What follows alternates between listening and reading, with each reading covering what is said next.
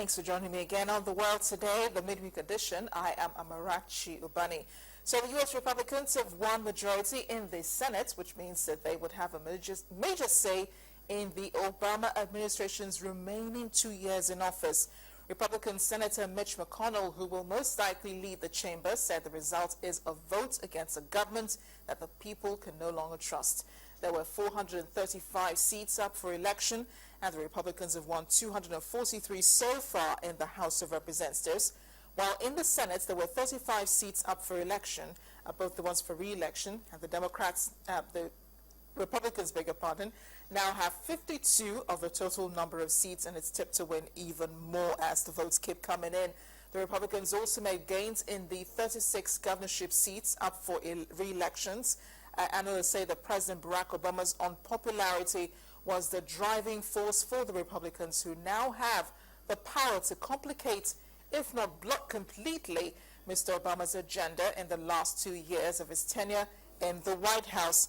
A control of the Senate will also enable the Republicans to stymie his ability to name new federal judges, cabinet members, and senior government officials. And West Virginia has done it right. It is the first time, we've heard that a couple times tonight, in nearly 60 years that we've sent a Republican to the United States Senate. We were one of the first states to send a message to President Obama.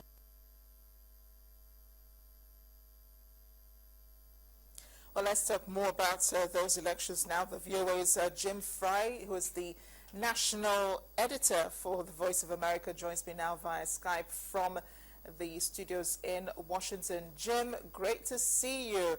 I know you've been monitoring this election, so I can't imagine how many people have lost sleep in the VOA office monitoring the U.S. midterm elections. But tell us more about the Republicans winning most of the seats in the House and in the Senate.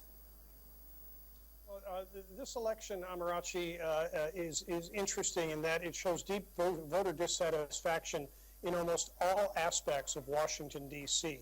So while it looks like a big Republican win, the interesting thing is the exit polling, that is the polls of voters as they were coming out of the polls, showed that the American electorate, about 2/3 of the electorate, was either dissatisfied or angry with President Obama, and almost the exact same number was dissatisfied or angry with the Congress. But what the voters ended up doing was taking it out on the president, because he is, of course, is the figurehead. And in races that were close, the Republicans, as they say here, nearly ran the table. They won nearly all of the close races, Amarachi. What were the issues that this election was based on? I know the Ebola virus disease was one of them, but that couldn't have been the major issue. Of course, I know the economy, a lot of Americans seem to be dissatisfied with President Barack Obama's policies on the economy. Well, and that's another interesting thing. I'm afraid I'm not hearing your question too well, but I think it was about the economy. Yes, the American public is dissatisfied with the economy. Of all the issues that are out there, almost half the voters said they voted on the economy. And those voters who voted on the economy and didn't feel it was in a good place voted generally for the Republicans in some of these major races. You know, Democrats have been saying during this election year that the stock market is at an all-time high, that the jobless rate is about half of where it was when the president took over, and that he has created millions and millions of jobs, but the Democrats were unable to sell that. And probably the reason they were unable to sell that is because many of those jobs appear to be lower wage jobs, not the high wage quality jobs of the past. Many people in the exit polls were saying they did not, in the crucial question, do you feel better off now than you did several years ago, 4 or 2 years ago? Most people who said the economy was important to them said they were feeling uneasy and that they weren't feeling in their personal situation that they were better off, and they didn't have a feeling that they were going in the right direction.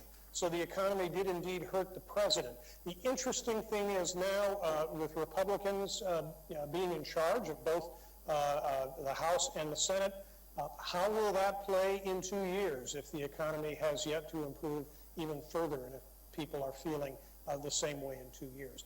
Of course, the presidential race starts probably 10 minutes ago, so we'll see all of that discussed quite a bit here in America. Amarachi?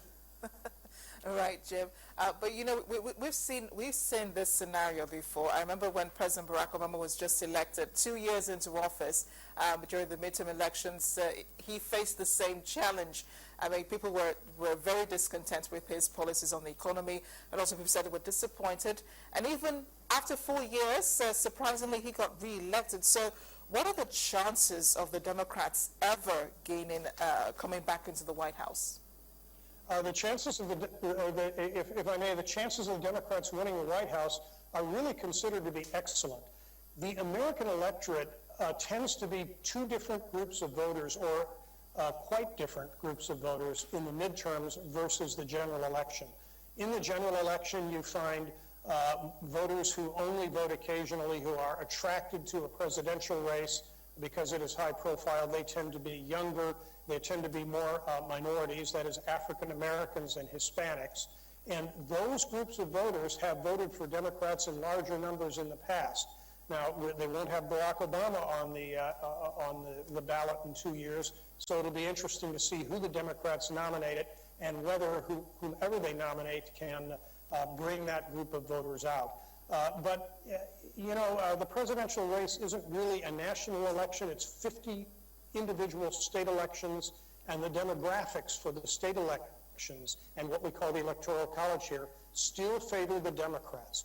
And as a matter of fact, the congressional races and the senatorial races that are coming up in 2 years, Republicans will be defending much more of their turf in 2 years. So the tables could indeed turn once again in just 2 years. Amarachi? I want to talk a bit more about the representatives and those in the Senate, because we're hearing that some candidates have been re-elected a fourth term. Is there no limits as to the number of terms that they can serve? Well, there are no limits for congressional and for Senate terms. There is a limit for the president. As most folks know, there are 2 terms for the president of the United States, but you can be elected as many times as you can get the voters to vote for you for Congress and for both the House of Representatives and the Senate. And I understand that there is a youngest elected state legislator. Tell us more about her, Sarah Blair, I believe.